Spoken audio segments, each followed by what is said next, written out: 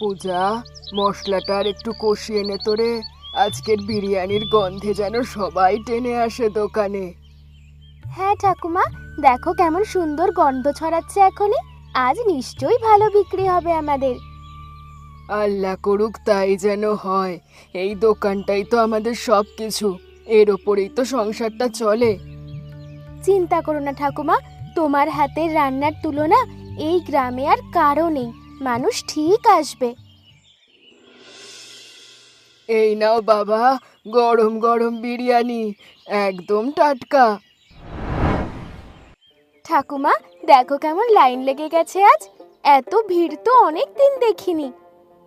এটাই তো চাই রে মা, মানুষ খুশি হয়ে খেলেই তো আমাদের পরিশ্রম সার্থক হয়। আমাদের এই দোকানটা তো তুমি কতদিন ধরে চালাচ্ছ, তাই না? আমার তো ছোটবেলার সব স্মৃতি এই দোকানটা ঘিরে। হ্যাঁ রে মা, প্রায় 20 বছর হয়ে গেল। তোর দাদু বেঁচে থাকতে শুরু করেছিলাম, এখন তো তুইও আমার সাথে হাত লাগাচ্ছিস। আমার তো এই দোকানটাকে নিয়ে অনেক স্বপ্ন ঠাকুমা, আরো বড় করতে চাই একদিন। হবে হবে রে মা, সময় হলে সব হবে। এখন চল, খদ্দেররা অপেক্ষা করছে, তাদের সামলাই আগে। ঠিক আছে ঠাকুমা, চলো। আজ আমি সামনের কাউন্টারটা সামলাই, তুমি হাড়ির কাছে থাকো। ঠিক আছে মা। আর শোন, নতুন যারা আসবে তাদের সাথে একটু হাসি মুখে কথা বলিস, তাহলে আবার আসতে ইচ্ছে করবে। জানি ঠাকুমা, তোমার কাছ থেকেই তো এসব শিখেছি। খদ্দেরের সাথে তো ভালো ব্যবহার করতেই হবে। এই তো, তুই তো সব বুঝে গেছিস। এবার চল কাজে লেগে পড়ি। ভাই, তোমার এই নতুন দোকান তো দেখি বেশ ভালো জমে উঠেছে। হ্যাঁ, কবে থেকে শুরু করলে এখানে? এই তো সপ্তাহখানেক হলো রতনদা। প্রথমে একটু ভয় ছিল চলবে কিনা, কিন্তু মানুষ বেশ ভালোই সাড়া দিচ্ছে। তা তো দেখছি। আমি তো এখন প্রায় রোজই এখান দিয়ে যাওয়ার পথে দুটো চপ না খেয়ে যেতে পারি না। শুনে খুব ভালো লাগলো রতনদা। আপনার মতো খদ্দেরই তো আমাদের মতো নতুন ব্যবসায়ীদের সাহস যোগায়। সত্যি ভাই, স্বাদটা প্রতিদিন যেন আরো ভালো হচ্ছে। আচ্ছা, এই মোড়ে দোকান দেওয়ার আইডিয়াটা কোত্থেকে পেলে? এখানে তো সবসময় মানুষের আনাগোনা থাকে রতনদা। ওই বিরিয়ানির দোকানটার জন্যই তো এত ভিড় জমে। ভাবলাম এখানে দোকান দিলে আমারও ভালো চলবে। বুদ্ধিটা তো মন্দ বলনি। দুটো দোকান পাশাপাশি থাকায় মানুষও সুবিধে পাচ্ছে, একসাথে দুটোই খেতে পাচ্ছে। ঠিক বলেছেন। আচ্ছা রতনদা, কালকে আবার আসবেন? হ্যাঁ, অবশ্যই আসবো। তোমার হাতে চপের স্বাদ ভুলি কি করে? চলি এখন, ভালো থেকো। ঠাকুমা, একটা বিরিয়ানি প্যাক করে দিন তো। রোজকার মতোই মাংসের টুকরোটা একটু বড় দেখে দেবেন, হ্যাঁ? দিচ্ছি বাবা, দিচ্ছি। তোমার জন্য সব সময় ভালোটাই বেছে দিই। এই নিন মদন দা, গরম গরম আছে, সাবধানে নিয়ে যাবেন। একদম তাজা রান্না। ভাই, দুটো চপ দিন তো, খুব খেতে ইচ্ছে করছে। এই নিন দাদা, গরম গরম। আশা করি পছন্দ হবে আপনার। বাহ, সত্যি দারুণ স্বাদ। বিরিয়ানি খেয়ে এমন চপও খেয়ে নিলাম, আজকের দিনটাই তো জমে গেল। হ্যাঁ, ধন্যবাদ দাদা। আপনার মতো খদ্দের পেলে ব্যবসা করবার উৎসাহ আরও বেড়ে যায়। সত্যি বলছি, দুটো দোকানই একে অপরের থেকে ভালো। এই মোড়ে দাঁড়িয়ে দুটোই খাওয়া যায়, এটাই তো সুবিধে। হ্যাঁ দাদা, এভাবেই তো মানুষের সুবিধে হয়। চলে এবার, ভালো থাকবেন। দেখলি পূজা, মদন আমাদের থেকে বিরিয়ানি নিয়ে এখন ওই দোকান থেকেও চপ কিনলো। হ্যাঁ ঠাকুমা, দেখলাম আজকাল অনেকেই এমন করছে, দুই দোকান থেকেই কিনছে। খারাপ কিছু না অবশ্য, মানুষ তো তার পছন্দ মতোই খাবে, তবু মনটা একটু খচখচ করে। আমারও তাই মনে হচ্ছে ঠাকুমা। আগে যেখানে সবাই শুধু আমাদের বিরিয়ানিই খেত, এখন অনেকে দুটো খাচ্ছে। যাকে, এটা নিয়ে এখন বেশি ভাবার দরকার নেই। চল, দোকানটা বন্ধ করার সময় হয়েছে। ঠাকুমা, খেয়াল করেছো ইদানিং আমাদের বিক্রিটা যেন একটু কমে যাচ্ছে? বিক্রম দাদার দোকান হওয়ার পর থেকেই যেন এমনটা হচ্ছে। হ্যাঁ রে, আমিও খেয়াল করেছি। অনেকেই বিরিয়ানি নিয়ে ওখান থেকে চপ কিনে নিচ্ছে। তাহলে কি করব ঠাকুমা? এভাবে চলতে থাকলে তো আমাদের সমস্যা হয়ে যাবে। শোন মা, অন্যরা কি করছে সেদিকে নজর দিয়ে লাভ নেই, আমাদের নিজেদের দোকানের দিকেই মন দিতে হবে। মানে ঠাকুমা, কি করতে হবে আমাদের? আমাদের বিরিয়ানির স্বাদ আর মান আলো ভালো করতে হবে।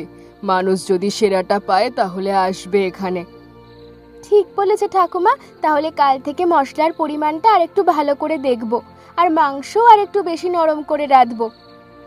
এই তো লক্ষ্মী নাতনি আমার, মনে রাখিস প্রতিযোগিতায় হারিয়ে দেওয়ার চিন্তা না করে নিজেকে আরো ভালো করার চিন্তা করাই আসল কাজ। বুঝলাম ঠাকুমা। আরেকটা কথা, আমরা যদি নতুন কোনো স্বাদও যোগ করি বিরিয়ানিতে তাহলে কেমন হয়? আইডিয়াটা তো মন্দ না, কি ভাবছিস তুই? এখনো ঠিক জানি না, তবে ভাবছি কিছু একটা করব যা এই গ্রামে আর কেউ বানায় না। বেশ, তুই ভাব তাহলে। ঠাকুমা, একটা কথা বলি, আমরা তো এত বছর ধরে একই রেসিপি ধরে রাখেছি, একটু পরিবর্তন আনলে কেমন হয়? ঠিকই বলেছিস, পুরনো রীতি ধরে রাখা ভালো, কিন্তু সময়ের সাথে একটু নতুনত্বও তো দরকার। হ্যাঁ হ্যাঁ ঠাকুমা, আমি ভাবছিলাম কিছু একটা যা আমাদের বিরিয়ানির স্বাদকেও ধরে রাখবে, আবার নতুনও লাগবে মানুষের কাছে। তুই ভাব তাহলে, দেখি কি আইডিয়া নিয়ে আসিস। আমার তো তোর বুদ্ধির ওপর খুব ভরসা আছে। ধন্যবাদ ঠাকুমা, তোমার এই ভরসাটাই তো আমাকে সবসময় সাহস দেয়। বিক্রমদা, একটা কথা বলবো? আপনার দোকানটা আমাদের দোকানের সামনে হওয়ায় আমাদের বিক্রিটা একটু কমেছে। অন্য কোথাও ভালো জায়গা পেলে হয়তো দুজনেরই সুবিধে হতো। কেন পূজা, কি হয়েছে? আমি তো আপনাদের কোনো ক্ষতি করবার চেষ্টা করছি না, শুধু নিজের দোকানে বিক্রি করছি। জানি বিক্রমদা, আপনি ইচ্ছে করে করছেন না, কিন্তু আপনার দোকান হওয়ার পর থেকে আমাদের বিক্রিটা একটু কমে গেছে, তাই জন্যই বললাম। আমি বুঝতে পারছি আপনার কথা, কিন্তু এই জায়গাটা ছাড়া অন্য কোথাও ভালো জায়গাও পাচ্ছি না এখন। তবু আপনার কথাটা মাথায় রাখবো। ঠিক আছে বিক্রমদা, আমি এমনিই বললাম, খারাপ কিছু মনে করবেন না। আপনার ব্যবসাও ভালো চলুক, এটাই চাই। ধন্যবাদ পূজা, আপনার ব্যবহারে সত্যি ভালো লাগলো। কোনো সমস্যা হলে আমাকে জানাবেন। আচ্ছা বিক্রমদা, একটা কথা, আপনার চপগুলো খুব ভালো হয়, আমিও একদিন খেয়েছিলাম।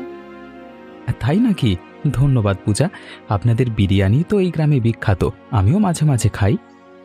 তাহলে তো আমরা দুজনেই একে অপরের রান্নার ভক্ত। ভালো লাগলো কথা বলে, আসি এখন। আসুন পূজা, ভালো থাকবেন। আচ্ছা বিক্রমদা, আপনি কি আগে অন্য কোথাও কাজ করতেন? চপ ভাজাটা তো বেশ ভালোই জানেন দেখছি। হ্যাঁ পূজা, শহরেই একটা হোটেলে কাজ করেছিলাম কয়েক বছর, সেখান থেকেই কাজটা শিখেছি ভালো করে। বাহ, তাহলে তো আপনার অভিজ্ঞতা অনেক, এই জন্যই বোধহয় আপনার চপ এত ভালো হয়। ধন্যবাদ পূজা, আপনার প্রশংসা শুনে ভালো লাগলো। মদনদা, আপনি আজ বিরিয়ানি না খেয়ে শুধু চপ খাচ্ছেন কেন? আমাদের বিরিয়ানি তো আজ খুব ভালো হয়েছে। আরে পূজা, চপটা তো খেতে ভালোই লাগে, তাই ভাবলাম আজকে একটু অন্য কিছু খাই। ঠিক আছে, তবে আজ বিরিয়ানিটাও একটু কম দামে দিচ্ছি আপনাকে, চেখে দেখুন না, খারাপ লাগবে না। আচ্ছা ঠিক আছে, দাও তাহলে একটা দাও। তোমাদের বিরিয়ানি তো এমনিতেই খুব ভালো হয়, আমি জানি। ধন্যবাদ মদনদা, আপনাদের মতো পুরনো খদ্দেররাই তো আমাদের দোকানের শক্তি। চিন্তা করো না পূজা, আমি তো সব সময় তোমাদের দোকানেই আসবো, শুধু মাঝে মাঝে চপটা আমি একটু খাই আর কি। ঠিক আছে মদনদা, চপ খেতেও তো সমস্যা নেই, শুধু আমাদের বিরিয়ানিটাও যেন ভুলে না যান, এটাই বলছিলাম। ভুলবো কেন? তোমাদের বিরিয়ানির স্বাদ তো এই গ্রামে আর কোথাও পাওয়া যায় না, এটা তো সবাই জানে। আপনার মুখে এই কথা শুনে খুব ভালো লাগলো মদনদা, এভাবেই পাশে থাকবেন আশা করি। অবশ্যই পূজা, চিন্তা করো না, তোমাদের বিরিয়ানি খেয়েই তো আমি বড় হয়েছি বলতে গেলে। সেটা একটু বাড়িয়ে বললেন মদনদা, তবে হ্যাঁ, আপনি তো ছোটবেলা থেকে আমাদের দোকানের নিয়মিত খদ্দের। ঠিকই বলেছ, তোমার দাদুর সময় থেকেই আমি এখানে আছি। এই দোকানের সাথে আমার অনেক স্মৃতি জড়িয়ে আছে। পূজা, আজ নিয়ে টানা এতদিন বৃষ্টি চলছে, খদ্দের তো আসছে না রে। হ্যাঁ ঠাকুমা, এভাবে চলতে থাকলে তো আমাদের সংসারটা চালানোই কঠিন হয়ে যাবে। চিন্তা করিস না মা, বৃষ্টি তো একদিন থামবেই, ততদিন একটু কষ্ট করতে হবে আমাদের। জানি ঠাকুমা, তবু মনটা খুব খারাপ লাগছে, এত পরিশ্রম করেও যদি বিক্রি না হয় তাহলে কি লাভ? মন খারাপ করিস না মা, এই দোকান তো কতবার এমন খারাপ সময়ের মধ্যে দিয়ে গেছে, প্রতিবারই ঠিক হয়ে গেছে। হ্যাঁ ঠাকুমা জানি, কিন্তু এবার একটু বেশি কঠিন লাগছে, বৃষ্টি তো থামারই নাম করছে না। থামবে থামবে, একটু ধৈর্য ধর। এতদিন ধরে যে সততা আর পরিশ্রম দিয়ে দোকান চালিয়েছি আমরা, তা কখনো বিফলে যাবে না, দেখিস। কি ভাই বিক্রম, মুখটা এত শুকনো কেন? বৃষ্টির জন্য বিক্রি কমে গেছে বুঝি? হ্যাঁ রতনদা, এই বৃষ্টিতে তো মানুষ ঘর থেকেই বেরোচ্ছে না, দোকান খুলে বসে থাকলেও তো লাভ হচ্ছে না। শুধু তোমার না ভাই, ওই বিরিয়ানির দোকানেও একই অবস্থা দেখলাম আস্তে আস্তে। এই বর্ষায় সবারই এমন হয়। হ্যাঁ, তাই বলে সান্ত্বনা পাচ্ছি না রতনদা। চিন্তা করো না ভাই, বৃষ্টি তো থামবেই একদিন। ততদিন একটু ধৈর্য ধরো, আমি তো রোজই আসছি তোমার দোকানে। আপনার মতো খদ্দের থাকলে সাহস হারাই না রতনদা। ধন্যবাদ পাশে থাকবার জন্য। ভাই বিক্রম, ঠাকুমার দোকানটা তো 3 দিন ধরে বন্ধ দেখছি, ব্যাপারটা কি বলো তো? আমি তো খেয়াল করেছি মদনদা, আমারও কেমন যেন চিন্তা হচ্ছে, কোনো সমস্যা হলো নাকি ওদের? আরে আমিও তাই ভাবছিলাম, এতদিনের দোকান কখনো তো এইভাবে বন্ধ থাকে না। থাক, বসে না থেকে আমি বরং একবার গিয়ে দেখিয়ে আসি, ওদের বাড়িটা তো আমি চিনি। হ্যাঁ, যাও গিয়ে দেখো।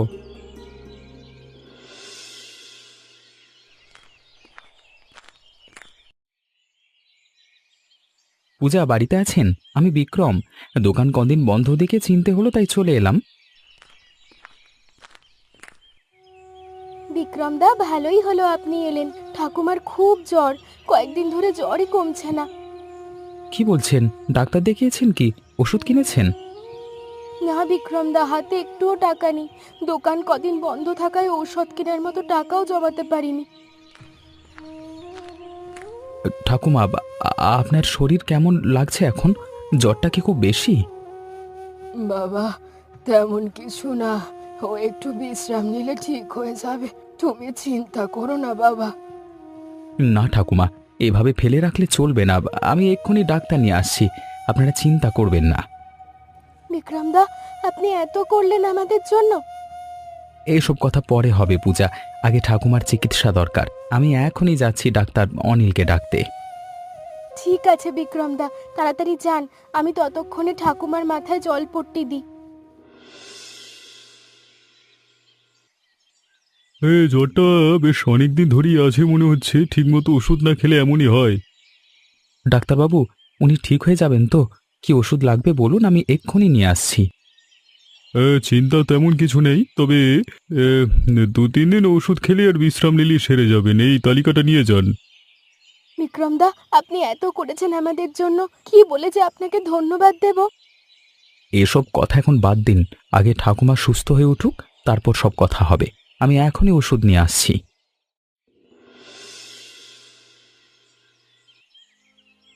বিক্রম বাবা, তুমি না থাকলে জানি না আমার কি হতো। তুমি আমাদের জন্য এত করলে। এসব বলবেন না ঠাকুমা, আপনারা তো আমার প্রতিবেশী, বিপদে পাশে দাঁড়ানো তো স্বাভাবিক।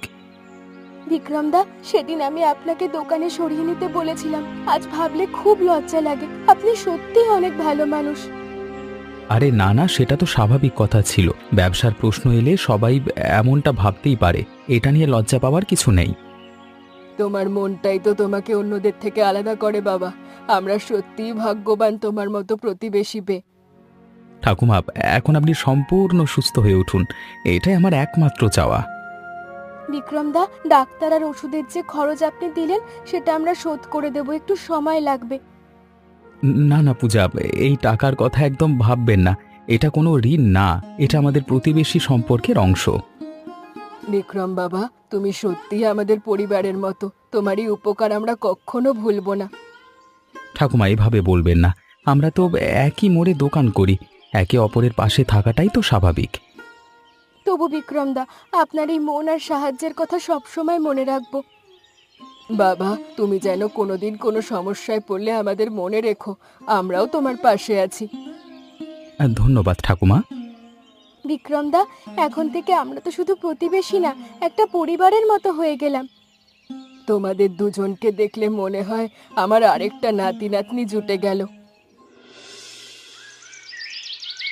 ঠাকুমা, ঠাকুমার জ্বর সারার পরও দেখি খদ্দের তেমন আসছে না, কি হচ্ছে তো বুঝতে পারছি না। হ্যাঁ রে, মানুষ যেন কেমন অন্যমনস্ক হয়ে গেছে। নতুন একটা কিছু করতে হবে।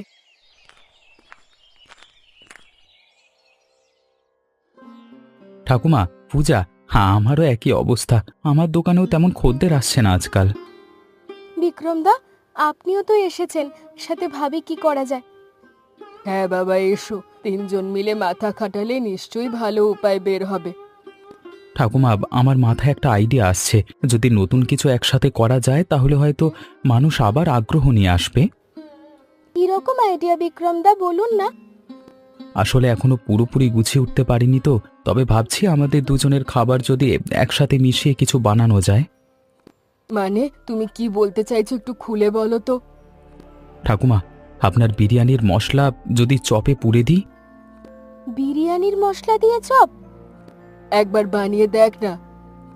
ঠাকুমা, আপনি যদি রাজি থাকেন তাহলে আমরা একসাথে বসে ঠিক করতে পারি রেসিপিটা কেমন হবে। হ্যাঁ ঠাকুমা, আমিও খুব আগ্রহী এটা নিয়ে। চলুন আজই বানিয়ে দেখি। ঠিক আছে, চলো তাহলে রান্নাঘরে যাই, দেখি একসাথে কি নতুন জিনিস তৈরি করতে পারি। ঠাকুমা, আমি আমার চপের মশলাগুলো নিয়ে আসছি এখনই, একসাথে মিলিয়ে দেখি কেমন লাগে স্বাদটা। হ্যাঁ, আর আমি বিরিয়ানির অবশিষ্ট মাংস আর মশলাটা নিয়ে আসছি। চলুন আজই প্রথম চেষ্টা করি। এই তো, তোমাদের দুজনের উৎসাহ দেখে আমার মন খুব আনন্দ হচ্ছে। এটা ঠিক সফল হবে। চলুন তাহলে আর দেরি না করে শুরু করি। প্রথম চেষ্টাতেও চেষ্টাতে না হলেও বারবার চেষ্টা করে ঠিক মিলিয়ে ফেলবো সবাই। ঠাকুমা শুনুন, আপনার বিরিয়ানি আর আমার চপ দুটো একসাথে মিশিয়ে যদি বিরিয়ানির চপ বানাই কেমন হবে? বিরিয়ানির চপ, এ তো দারুণ আইডিয়া বিক্রমদা। এমন জিনিস তো গ্রামে কেউ খায়নি। ভালো বুদ্ধি বাবা, কিন্তু তুমি নিজের দোকান ছাড়বে কেন? ঠাকুমা, আলাদা দোকান করে দুজনের লোকসান হচ্ছে, এর চেয়ে একসাথে কাজ করলে সবারই লাভ হবে বলে মনে হয়। ঠিক বলেছেন বিক্রমদা, আপনি আমাদের দোকানে এসে যোগ দিন, তাহলে নতুন কিছু করব। তাহলে তো এখন থেকে আমরা তিনজনে মিলেই পরিবার হয়ে গেলাম। কালই তাহলে শুরু করে দিই। ঠাকুমা, তাহলে আমি আজই আমার দোকানে জিনিসপত্র গুছিয়ে আপনাদের দোকানে নিয়ে আসি।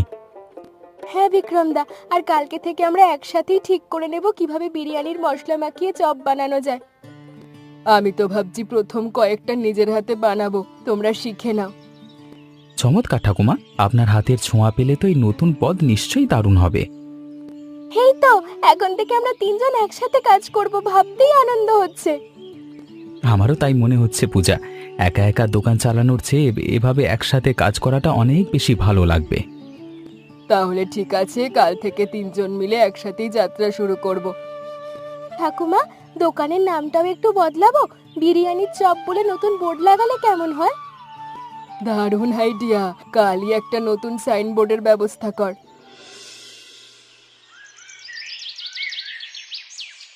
শুনলাম নতুন কিছু বানিয়েছেন আপনারা, বিরিয়ানি চপ নাকি? একটা দিন তো খেয়ে দেখি। এই নিন মদনদা, একদম টাটকা। বিক্রমদা আর ঠাকুমা মিলে বানিয়েছে। বাহ, এ তো অসাধারণ স্বাদ। বিরিয়ানির মশলা আর চপের কুড়মুড়ে ভাব দুটোই একসাথে। পূজা, বিক্রম বাবা, দেখেছো কেমন লাইন লেগেছে? এত মানুষ তো আগে দেখিনি। সবই আপনার আশীর্বাদ ঠাকুমা, একসাথে কাজ করার এই সিদ্ধান্তটাই তো আমাদের সবকিছু বদলে দিল। সত্যি, একা একা যা হয়নি, তিনজন মিলে তাই হলো। এখন আমরা একে অন্যের পরিপূরক। এই তো, প্রতিযোগিতা না করে একসাথে হাত মেলালে অনেক বড় কিছু হয়, সেটা প্রমাণ হলো। ঠিক বলেছেন ঠাকুমা, এখন থেকে আমরা তিনজন মিলেই এই দোকান আরো এগিয়ে নিয়ে যাব। আপনাদের এই নতুন পদটা তো পুরো গ্রামেই ছড়িয়ে পড়ছে দেখছি। হ্যাঁ, পড়বে। আমি তো আমার সব বন্ধুদেরও বলে দেবো এখানে আসতে। ধন্যবাদ মদনদা, আপনাদের মতো খদ্দেররাই তো আমাদের আসল শক্তি।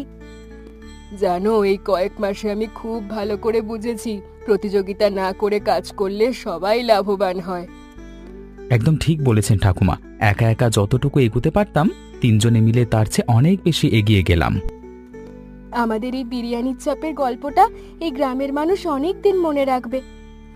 আর জানিস পূজা, এই যে বিক্রম আমাদের বিপদের দিনে পাশে দাঁড়িয়েছিল, এই ভালোবাসাটাই এই সাফল্যের আসল ভিত্তি। ঠাকুমা, আপনাদের এই দোকানেই তো আজকে আমার নিজের দোকানের মতো হয়ে গেছে। এখানে কাজ করে সত্যি অনেক আনন্দ পাচ্ছি। আপনাদের তিনজনের এই বন্ধুত্ব দেখে সত্যি ভালো লাগছে। এভাবে একসাথে এগিয়ে যান, আমরা সবাই পাশে আছি। ধন্যবাদ মদনদা, আপনাদের মতো খদ্দের আর বন্ধুরা পাশে থাকলে আমরা সব বাধা অতিক্রম করতে পারবো। চলো এবার, আরো অনেক খদ্দের অপেক্ষা করছে, কাজে ফিরি সবাই। চলুন ঠাকুমা, পূজা, আজকে থেকে আমাদের এই নতুন যাত্রা আরো অনেক দূর যাবে। হ্যাঁ চলুন সবাই, আজকের এই দিনটা সত্যি আমাদের জীবনে সুন্দর একটা দিন হয়ে থাকবে। এই তো আমরা তিনজন একসাথে, আর সামনে অনেক সাফল্য অপেক্ষা করছে। এর চেয়ে সুখের আর কি হতে পারে? আপনাদের এই তিনজনের গল্পটাই তো আজকে পুরো গ্রামের অনুপ্রেরণা হয়ে উঠবে দেখবেন।